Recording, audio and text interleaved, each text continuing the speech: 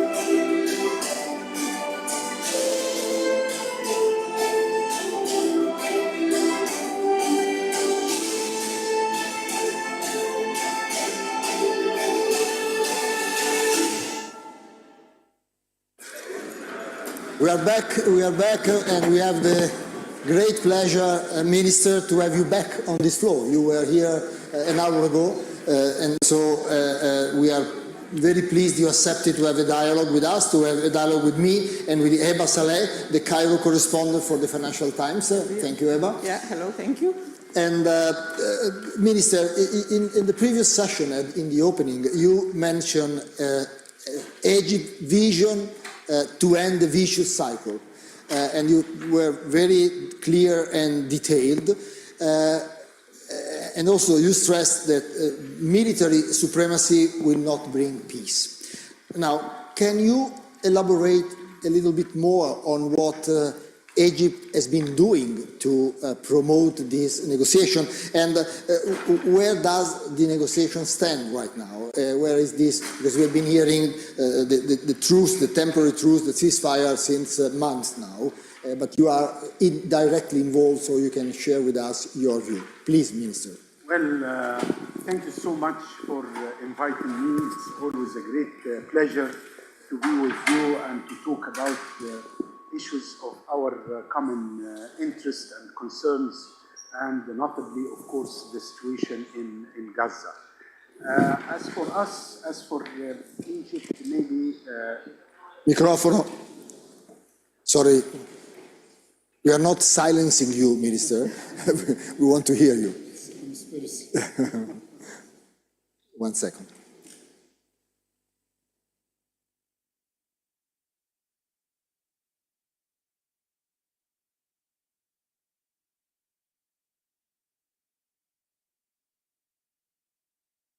Okay. Let's see if this one works better. Okay. Proviamo? 1, 2, 3. Oh, perfect. It's fine. Good. Much better. Good. Please. So again, it's a pleasure to be with you. And it's really what's happening in Gaza now is shameful. Shameful for all of us, shameful to the international community, to all civilized world to accept such kind of catastrophe to continue to be happening for more than 1 year. This is something shameful. As you all know, we are now exceeding 150,000 of dead and casualties in Gaza now. 44,000 have been killed. According to UN, 70% of them, they are children and women. We still have more than 15,000 under the rubbles and another 100,000 being injured. This has never happened in modern history. A country using starvation as a weapon and as a collective punishment tool. This is should be condemned and should not be tolerated. Egypt is doing its utmost efforts, of course, in order to stop this machinery of killings in Gaza and also in the West Bank. Our red lines are very clear. We will not allow the transfer of the people of Gaza in order to liquidate the whole Palestinian cause. This will not be tolerated and will not be accepted by Egypt. As you all know, Egypt was the country who led the peace process in our neighborhood, and even the great President Sadat paid his life for leading this path by going to Jerusalem in 1977. Egypt continued to lead and to play a very important role in order to stop the ceasefire. We worked very hard with the Americans and with the Qataris in order to have a deal which will consist of 3 main pillars: release of all hostages, secondly, release of some of the Palestinian detainees, and thirdly, is, of course, a complete, comprehensive ceasefire and unhindered influx and flow of all humanitarian and medical aid into Gaza. Whenever we reach the moment of truth, and we've been very close to strike a deal and to reach an understanding on everything, the main problem always the same: the lack of political will in one party, in one side, not to be fully committed in order to reach this deal, which will guarantee the release of all hostages. We reached this moment of truth at least 3 or 4 times, and always you have one side which is backing away. This is something very, very frustrating, and to have a country to consider itself above the law and having impunity in the 21st century, this should not be accepted and should not be tolerated. We have to be honest, and we have to be serious as well. History did not start on the 7th of October. You know, this cause, this suffering is back to 1948. And of course, without addressing the core of the conflict, which is the Palestinian cause, I can assure you no enduring peace and stability in this region. And as I mentioned before, even you have full military supremacy and hegemony, and that, of course, will not bring peace and stability to Israel and to our neighborhood. Thank you, Minister. Let me interject here. You've been asked about the ceasefire, but I would like to ask you about Egypt's vision for the future after a ceasefire. God willing, there will be one. We know Israel plans to maintain a military presence in Gaza. We know Gaza has been devastated and is unlivable.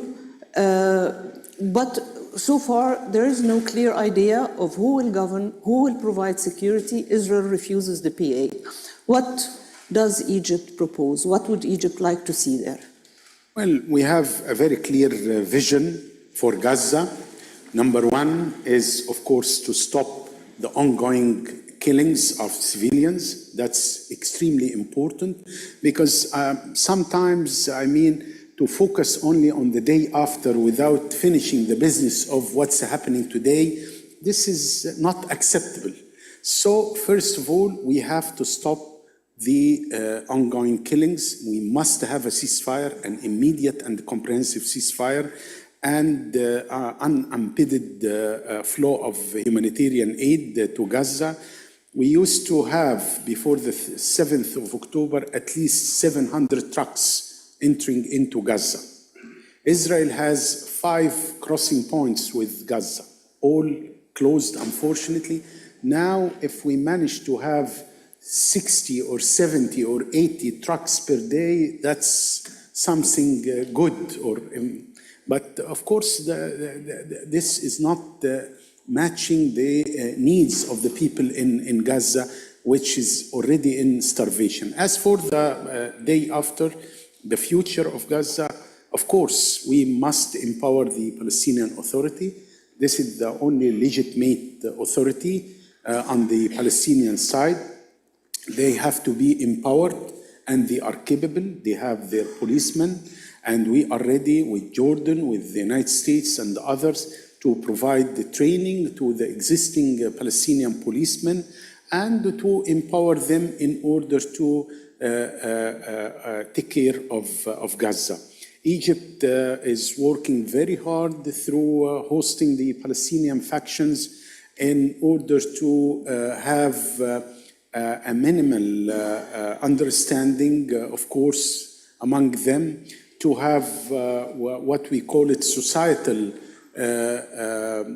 support commission from technocrats, not from affiliated persons to the factions, not politicians, to have this committee between 10 to 15 persons, all of them from Gaza, and to take care of the daily life of Gazans, especially with regard receiving the humanitarian aid and distributing aid, and that would be for a transitional period. And of course, the President Abu Mazen will issue the presidential decree with regard to the formulation of this committee. So this is for transitional, and meanwhile, parallel to that, to empower the Palestinian Authority in order to take care of Gaza fully, and we will not accept separating Gaza from the West Bank. And that's very, very important. The unity, guaranteeing the unity of the West Bank and Gaza is of extreme importance because both of them, including East Jerusalem, in addition to East Jerusalem, as of course the main territorial components of the Palestinian state. There has been talk of Arab countries, Egypt, the United Arab Emirates, and Morocco were mentioned as possibly contributing peacekeepers or a security presence in a transition. Is that something on the cards or that is being contemplated? Well, again, I have to be very clear. Palestinians, of course, should take care of the security in Gaza. As for deployment of forces from different countries in Gaza, that should be number one, conditioned with have a clear roadmap with a political horizon and for achieving our common objective, which is the acknowledgement of the Palestinian state. If you are sending troops now without any political horizon, that's as if you are sending people or troops to protect Israel. That is not acceptable. We have to be very clear on that. Secondly, if we will deploy troops in Gaza within a clear-cut political horizon with a time frame leading to the establishment of the Palestinian state, that should include also deployment of those forces in the West Bank in order to guarantee the territorial unity of the Palestinian territories. One more question on Gaza. Are you concerned, is Egypt concerned that under a Trump presidency, given that Mr. Trump in the past has been supportive of Israeli plans to annex the West Bank, are you concerned that either Gazans will be pushed into Egypt or the Palestinians might be pushed into Jordan, that a new solution would be imposed? Well, for us, of course, annexation is not an option. We will not, as I mentioned, we will not allow the transfer of the people in Gaza to Egypt or anywhere, because this is practically will be a liquidation of the whole Palestinian cause. Right. This is a red line, as I mentioned, and we are sharing the same views and the objectives with Jordan. You know, for both of us, this is a red line. We will not allow people in the West Bank to go to Jordan. We will not allow people in Gaza. Why they should go out of their homelands? This is not acceptable. Okay. You know. Let me ask you about Lebanon. Egypt, you were in Beirut recently and you voiced Egypt's commitment to supporting Lebanon. And I would like to cast it a bit in the future. Do you see a possibility of, in the same way that Lebanon has drifted away from the Arabs, in the sense that Iranian influence, do you see after this war Iranian influence diminishing, Egypt perhaps and other Arab countries supporting Lebanon, helping save its economy? Well, our position is very clear. Lebanon is an Arab country, and we must respect and إن لبنان دولة عربية ويجب أن نحترم سيادة أراضيه ولا يجب أن نسمح لأي دولة، إيران، إسرائيل أو أي دولة أخرى، حتى الدول العربية، لا يحق لأي دولة أن تتدخل في الشؤون الداخلية اللبنانية. هذا لبنان دولة ذات سيادة ويجب أن نحترم هذه سيادتها على أراضيها، ورغبة الشعب اللبنانيين أيضا يجب أن نحترمها وفقا لعمليات سياسية محلية تدعمها.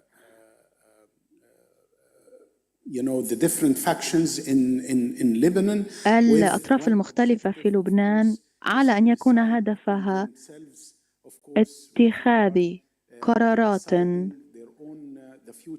بشأن مستقبل لبنان، بشأن مستقبل الأنظمة السياسية اللبنانية، وأيضا إنشاء حكومة جديدة. ولكن مجددا هذا كله يقف على رغبة الشعب اللبناني، ولكن أولا يجب أن نوقف العدوان المستمر على لبنان، وهذا أمر مفتاح. يجب أن يكون هناك وقف لإطلاق النار، ووقف إطلاق النار ليس شرطا لانتخاب رئيس جديد في لبنان، وهذا أمر يجب على اللبنانيين أن يقرروه. ولكن التدخل في الشؤون الداخلية اللبنانية ليس أمرا مقبولا من أي جهة، إن كانت دولة عربية أم لا. هذا أمر يجب على اللبنانيين أن يقرروه. اسمح لي أن أسألك عن أزمة البحر الأحمر. ذكرت صباح اليوم أن مصر خسرت 8 مليارات دولارات نتيجة الهجومات على السفن في البحر الأحمر. ما هو موقف مصر؟ نعم، أنت على حق. هذا أزمة للمنطقة ولنا، وهو يؤثر حرية التنقل البحري، وهو يؤثر أيضا على سلاسل التوريد في العالم بأسره. إذا كنا جديين بالنسبة لحد هذا الوضع في البحر الأحمر يجب أن نتعاطى مع إيقاف الحرب، وهو العدوان على غزة، وهو السبب الجذري والأساسي لهذه المسائل. Doing this in order to support or to show solidarity with the Palestinians. We must stop the war in Gaza. That's extremely important. And of course, we have to de-escalate the existing militarization of the situation in the Red Sea. This does not serve the issue of de-escalation. So we must de-escalate. We must, of course, address the root cause of the problem, which is the attacks and the aggression on Gaza and now on Lebanon, in order not to give any party, whether a state or non-state actor, to have a justification on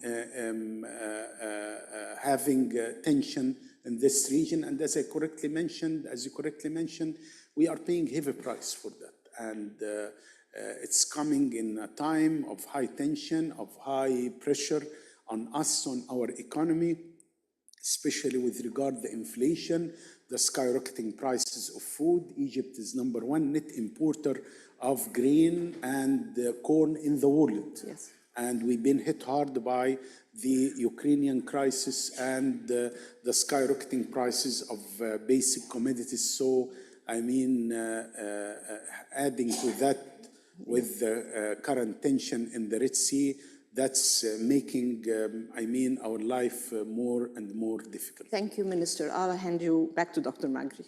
Minister, thank you for your generosity. One last question. You heard this morning that RoMed, this initiative, was launched 10 years ago. And we were very ambitious at the beginning and stressing that our aim was to design a positive agenda for the region. But we were also very realistic, and we put a subtitle saying beyond turmoil. And in these last 10 years, there was no shortage of turmoil. We had COVID, Islamic State, the problem in Syria, the problem in Libya, but never like this year the region was so in turmoil, meaning de facto regional war with many countries involved and with all the problems that you mentioned. But we want to keep this visionary approach and positive.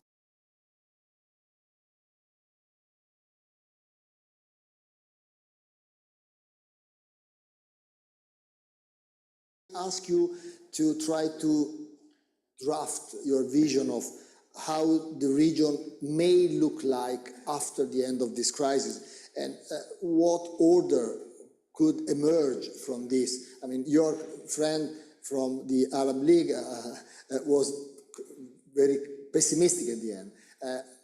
Can I ask you not to be optimistic, that's your decision, to try to make a picture of what may come out of this turmoil?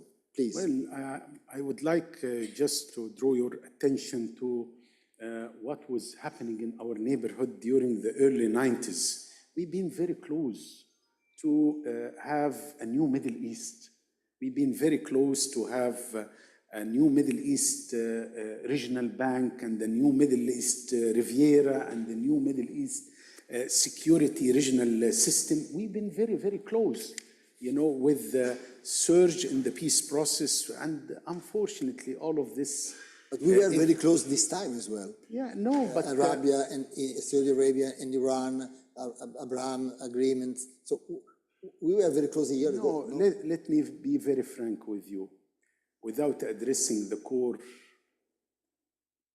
issue in our neighborhood, the Palestinian issue, I can assure you no prosperity, no peace, and no stability in our neighborhood. We have to be honest with ourselves. That's an important issue. Why we've been quite optimistic during early 90s? Because, there was very positive developments with regard the Madrid conference and then the mutual recognition between the PLO and Israel and Oslo I and then Oslo II. So that's why that gave the more conducive political environment to move forward with regard to the issue of regional integration on commerce, on trade, on investment, on even on security. But again, after the assassination of Prime Minister Rabin, unfortunately, everything evaporated. And if you have, again, one country which is,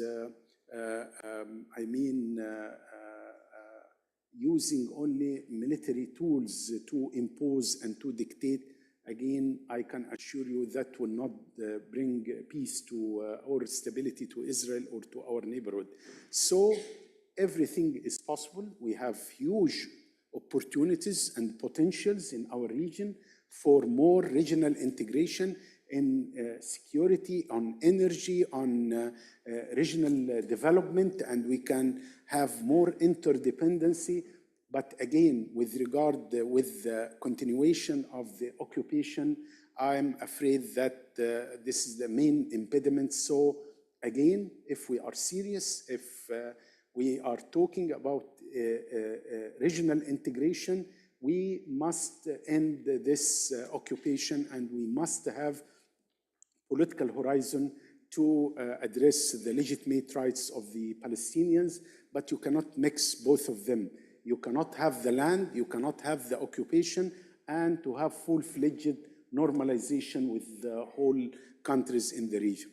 This is our position, and this is, I think, the practical one and the pragmatic one, and we are pushing for integration, for prosperity. We are growing by 2.5 million people in Egypt.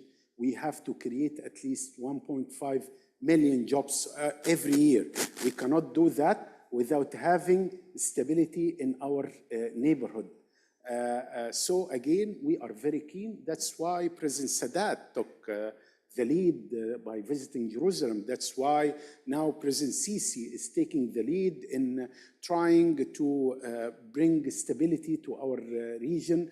We have excellent relationship with all parties, and we are using our efforts and our contacts in order to have stability in this region, in order to focus only not on destructions, not on war, not on occupation, but of course for a more prosperous future for our generations to come. We are very worried about the relationship between the people in our neighborhood. We have now more than 120,000 Palestinian kids living in Gaza, and they lost members or their families, the whole families. What do you expect from them 5-10 years from now? We are worried about a new wave of fundamentalism, of terrorism, of violence, and this does not serve the interest of Israel or the interest of Egypt or the interest of the whole neighborhood. So we have to be realistic. We tried this military means many times before, and it failed. So let's focus again on coexistence, dialogue, of course, and I can assure you in our neighborhood, whether in Palestine or in Libya or in Sudan or in Syria or in Yemen or in the whole neighborhood, I can assure you there is no military solution, only political and peaceful solution. Thank you, Minister. You have been extremely kind to spend all together an hour with us. Thank you for our colleague from the Financial Times. Thank you all. Thank you.